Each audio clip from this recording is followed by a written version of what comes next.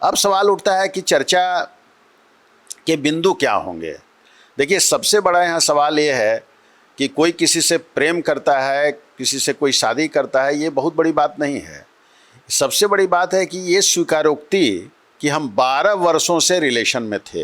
ये तो इसलिए ना आपने शादी किया था क्योंकि आप समझ रहे थे कि दारोगा प्रसाद राय जी एक बड़े नाम है यादव समाज के, और अगर उनकी पौत्री से हम अपने बेटे का विवाह करेंगे तो हमारा भी एक बहुत ही एलिवेशन होगा, यही सोच होगा। बातें आ रही हैं कि पारिवारिक मामला है, तो पारिवारिक मामला है तो परिवार तक सीमित रहता है तब ना। फिर लालू जी ट्वीट करके जैसे उसमें जवाब डालना है, जब पार्टी और घर से उसको निकाल दिए हैं, तेज प्रताप डालना है, फेसबुक पर जितना है सोशल मीडिया पर डालना है, सारी तस्वीरें डालना है कि तेज प्रताप यादव अपने पिता की नकल करना चाहते हैं। वो चाहते हैं कि जिस तरह से पिता उनके लोगों के साथ जुड़ते थे, एक विटी उनका स्वरूप था, मजाक मजाक में बहुत सारी बात, वो गहरी बात कह जाते थे, तो तेज प्रताप यादव भी कुछ उसी तरह से कहते हैं, जुड़ने का प्रयास करते हैं, कनेक्ट करने का प्रयास करते हैं। ये अलग की बात है कि लालू यादव ने उनको इस लायक नहीं समझा कि उनको उत्तराधिकारी बनाए, उन्होंने तेजस्वी यादव को उत्तराधिकारी बनाया।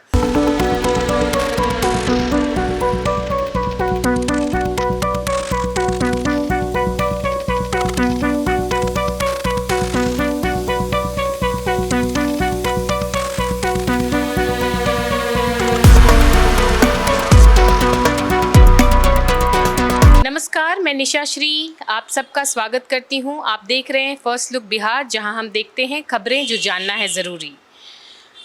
आज हमने देखा कि तेजस्वी यादव के घर में पुत्र का जन्म हुआ है और लालू प्रसाद यादव के घर में खुशियों का माहौल है, लेकिन कल तक उसी घर में सनसनी फैली हुई थी क्योंकि लालू प्रसाद यादव के बड़े पुत्र तेज प्रताप यादव ने एक ऐसा पोस्ट किया था जिसमें कि उन्होंने अपने एक युवती के साथ फ़ोटो डाली थी, तस्वीरें और वीडियो डाली थी, और उसमें अपने प्रेम प्रसंग का जो कि 12 साल से चल रहा है इसके बारे में ये बात को उजागर किया था उस पोस्ट के ज़रिए। इसके बाद से विवाद बनते गए। लालू प्रसाद यादव ने उनको अपने परिवार से और पार्टी से निष्कासित कर दिया, लेकिन विवाद थमने का नाम नहीं ले रहे हैं। एक के बाद एक मुद्दे सामने आ रहे हैं, लेकिन अगर राजद पार्टी के लोगों से पूछा जाए तो वो उनका ये कहना है कि ये उनका पर्सनल और ज़ाती मामला है और ज़ाती मामला में हम लोगों को दखल नहीं देना चाहिए। तो इसी मुद्दे पे आज चर्चा करने के लिए हमने स्टूडियो में हमारे विशेष मेहमानों को बुलाया है। हमारे साथ हैं प्रोफेसर अरुण कुमार सिंह, जो कि राजनीतिक विश्लेषक हैं, और साथ में हैं वरिष्ठ पत्रकार रविंद्र कुमार सिंह जी। आप दोनों का बहुत बहुत स्वागत है आज के कार्यक्रम में। चर्चा को शुरू करते हैं और इसी मुद्दे से बात को शुरू करते हैं कि जब एक राजनीतिक पार्टी का कोई नेता हो और वो समाज को सुदृढ़ बनाने का, अपनी जाति को आगे बढ़ाने का बात करता हो, उसकी पर्सनल लाइफ में जब किसी को प्रताड़ित होने का भी उसमें एक एंगल सामने आता हो, तो क्या हम इसको पर्सनल मामला बोलकर शांति से बैठे रहें? प्रोफेसर अरुण, हम आपसे जानना चाहते। देखिए, ऐसा है कि ये तो बिल्कुल अभी तक पर्सनल मामला ही था, लेकिन इसको उजागर करने का काम किसने किया है? स्वयं तेज प्रताप यादव ने किया है। तो जब आप किसी मामले को, आपका व्यक्तिगत मामला है, उसको जब आप सोशल मीडिया पर ला देते हैं, इसका मतलब आप उसको सार्वजनिक करना चाहते हैं। उसके बाद फिर लालू जी ने उनको पार्टी से निकाला, 6 वर्षों के लिए निष्कासित किया।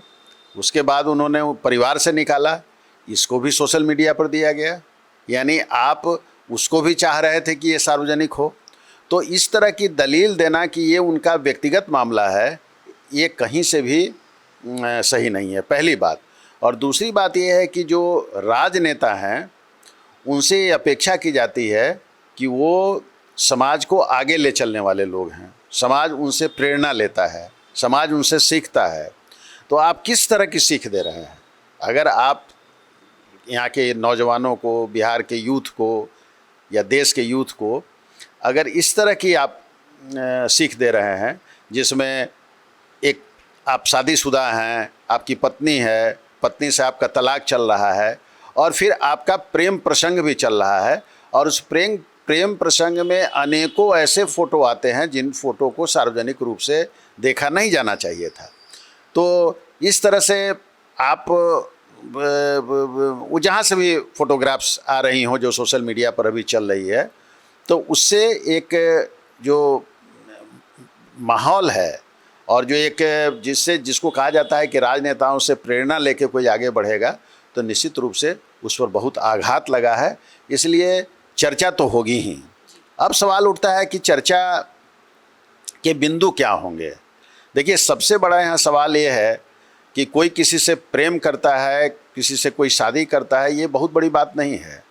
सबसे बड़ी बात है कि ये स्वीकारोक्ति कि हम 12 वर्षों से रिलेशन में थे, और जो दुख जो बिहार वासियों को है वो इसी बात का दुख है कि जब 12 वर्षों से थे रिलेशन में, और निश्चित रूप से ये सब लोग पटने में ही रहते हैं। लालू यादव जी भी पटने में रहते हैं, राबड़ी देवी जी भी पटना में रहती हैं, और बाकी जो उनके लड़के हैं वो लोग भी, लड़कियां भी मैक्सिमम पटने में रहती हैं।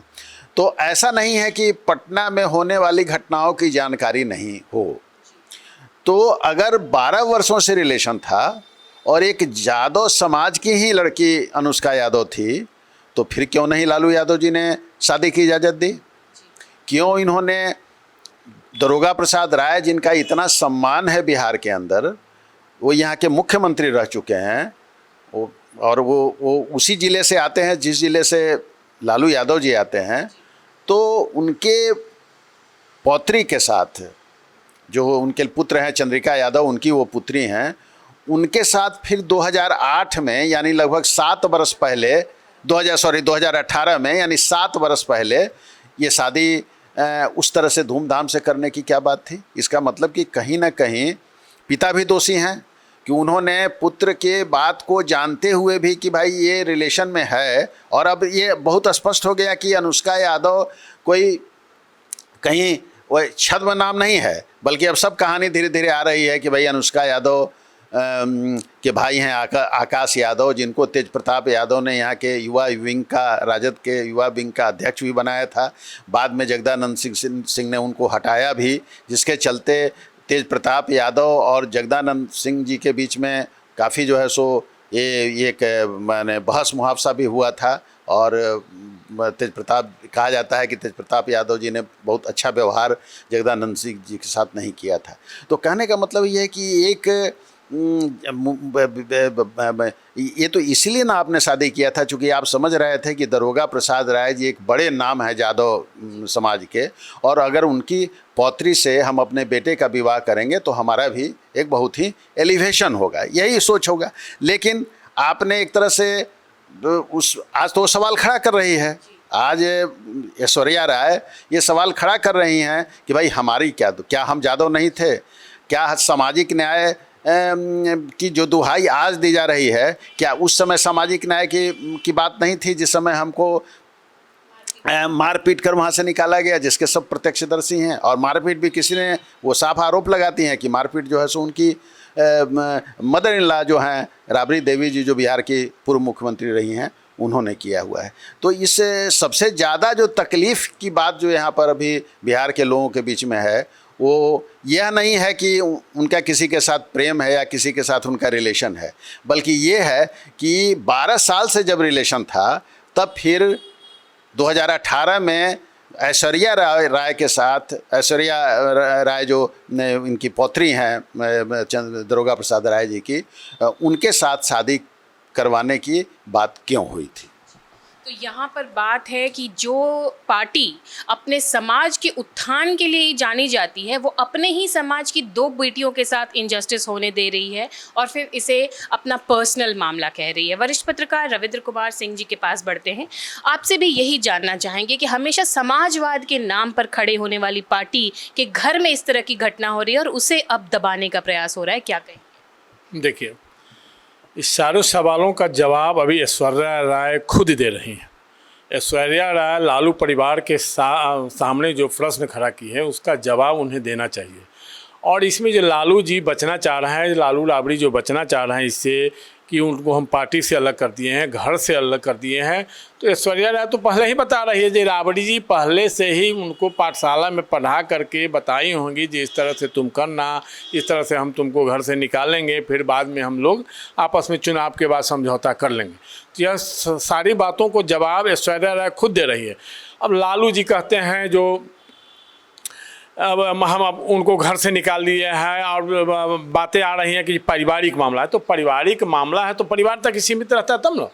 फिर लालू जी ट्वीट करके जैसे उसमें जवाब डालना है, जब पार्टी और घर से उसको निकाल दिए हैं, तेज प्रताप डालना है, फेसबुक पर जितना है सोशल मीडिया पर डालना है, सारी तस्वीरें डाल रहे हैं। लेकिन अब पारिवारिक मामला तो जो अभी तेजस्वी यादव को पुत्र को प्राप्त हुआ है तो वह भी पारिवारिक मामला है, उसमें भी वो लोग साझा कर रहे हैं। तो पारिवारिक मामला तब होता जब इस ऐश्वर्या राय के मामले को पहले ये लोग सुलझा लिए रहते, इसके बाद जैसे कुछ हुआ रहता तब। लेकिन ऐश्वर्या राय मामले में लालू परिवार एक तरह से उसके साथ जाति किए हैं, मारपीट की भी बात आ रही थी, कई बार उनको घर से निकाला गया, फिर भी वहाँ वो जाती रही हैं, वहाँ उसको न्याय नहीं मिला। तो ऐश्वर्या राय यही उठा रही है जब उस समय सामाजिक न्याय कहाँ था, आज सामाजिक न्याय की बात कर रहे हैं और उनको घर से निकाला जा रहा है। तो कहीं नहीं कहीं लालू परिवार की मिली भगत से एक साजिश के तहत मतलब यह किया जा रहा है, और कोई पारिवारिक मामला नहीं है। तेज प्रताप यादव मंत्री रह चुके हैं बिहार में, तो ऐसे मामले में जब मंत्री रह रहे हैं, बिहार का प्रतिनिधित्व कर रहे थे, और वैसे लोग अगर इस तरह के कर रहे हैं तो समाज में क्या मैसेज आएगा। उन्हें निश्चित रूप से उनको दंड मिलना चाहिए। तो निश्चित रूप से तेज प्रताप यादव को इस तरह की हरकत के लिए दंड मिलना चाहिए, क्योंकि यहाँ पर ये इनका पर्सनल मैटर तब होता जब उनकी बातें पर्सनल मैटर तक रहती। क्योंकि ऐश्वर्या राय जो उनकी पत्नी है, जिनके साथ अभी उनका डिवोर्स का मैटर चल रहा है, ये मैटर काफ़ी हद तक मीडिया में उछला, और जिस तरह से उनको मीडिया में ह्यूमिलिएशन हुआ, वो बार बार आज मीडिया में आके यही कह रही हैं कि 7 साल से जो मेरा ह्यूमिलिएशन चल रहा है, मेरी इसमें क्या गलती थी। तो सचमुच में ये एक महिला के साथ तो हो ही रहा है, लेकिन आज तक ये मैटर दबा था। लेकिन कल जब तेज प्रताप यादव ने ये पोस्ट किया, उसके बाद से फिर से ये मुद्दा गर्मा गया है। आगे इसी पे चर्चा करते हैं कि इसमें फिर अब क्या होगा आगे। प्रोफेसर अरुण कुमार सिंह, हम आपसे जानना चाहेंगे। देखिए, ऐसा है कि इस मामले में जो उनके मामा हैं, जो कि यहाँ लोकसभा के सदस्य भी रह चुके हैं, साधु यादव जी, उनका भी बयान नोट करने वाला है, जिसमें कि वो साफ साफ कह रहे हैं कि ये कोई सिर्फ 1-2 लड़की की बात नहीं है, बल्कि ये कायस्थ समाज की लड़की के बारे में भी वो इंगित कर रहे हैं। उसके मोहल्ले का नाम भी वो उस जो वीडियो है, हालांकि हम उस वीडियो को फर्स्ट लुक बिहार पुष्ट नहीं करता है, लेकिन जो वीडियो वायरल है उसकी बात तो करनी ही होगी। और उसमें वो साफ साफ कह रहे हैं कि एक कायस्थ लड़की के साथ भी उसका संबंध।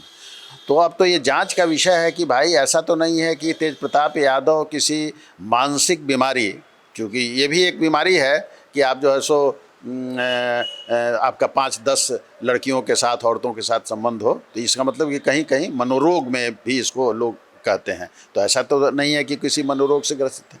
एक बात और पटना में काफ़ी चर्चा का विषय बना हुआ है कि ये बहुत सोची समझी, हो सकता है कि अब ये हम लोग इसकी पुष्टि नहीं करते हैं, लेकिन एक ये भी है कि जो 2019 का चुनाव हुआ था, उसमें तेज प्रताप यादव ने कुछ सीटों पर अपना कैंडिडेट दे दिया था जो राजद के खिलाफ चुनाव में खड़ा हुआ था।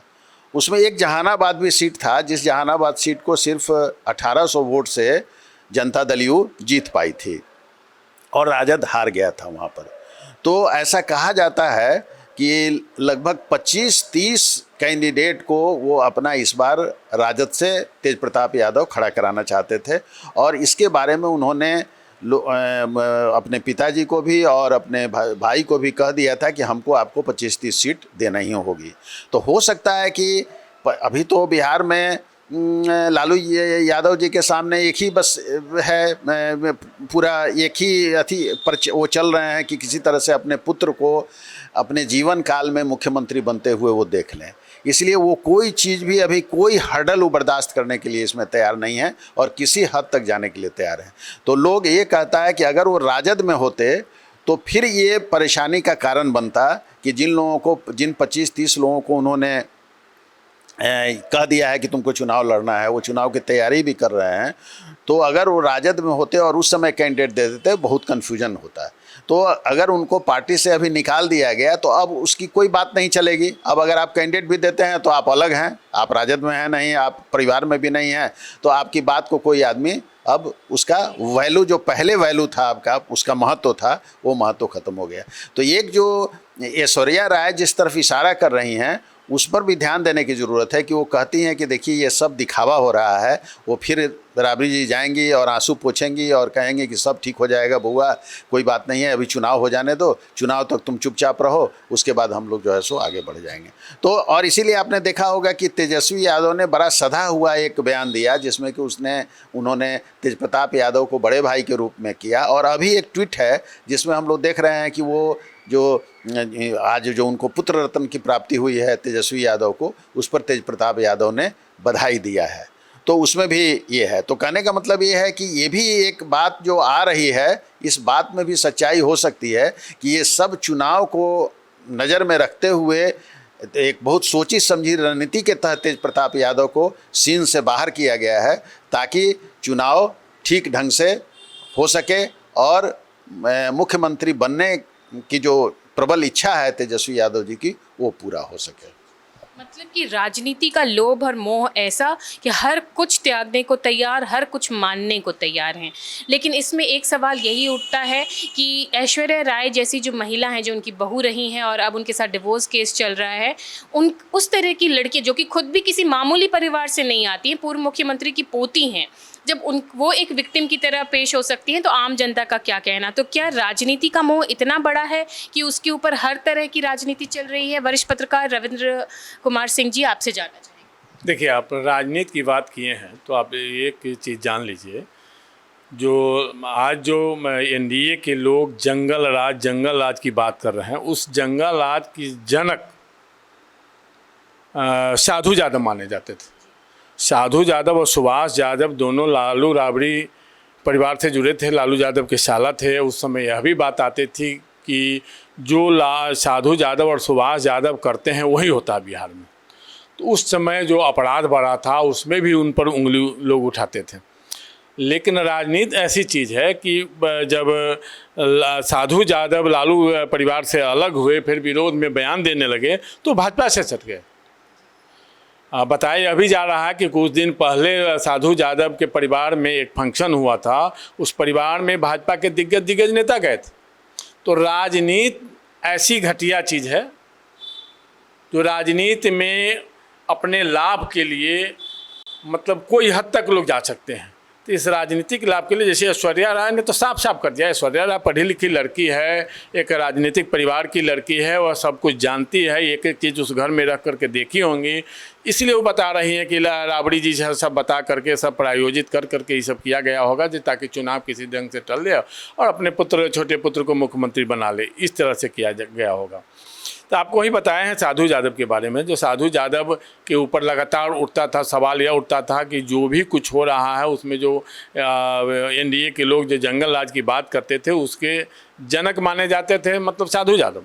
लेकिन आज उस साधु यादव का लगाव एनडीए के लोगों के साथ है। तो राजनीति में जो लोग बताया जाता है, न राजनीति में किसी का मित्र है न कोई दुश्मन है, राजनीति के लाभ के लेने के लिए वो किसी हद तक चले जाते हैं। अब यह भी सोचे होंगे भाई एनडीए के लोग, भाजपा के लोग, ये साधु यादव उस परिवार से अलग हट करके हम लोगों के साथ लगाव अगर उनसे हो जाता तो कुछ वोट बैंक मिलेगा, लेकिन ऐसा तो वोट बैंक मिलने का कुछ सवाल है नहीं। जो राजद का वोट बैंक, जो यादवों का वोट बैंक है, वो लालू परिवार के साथ ही रह गया।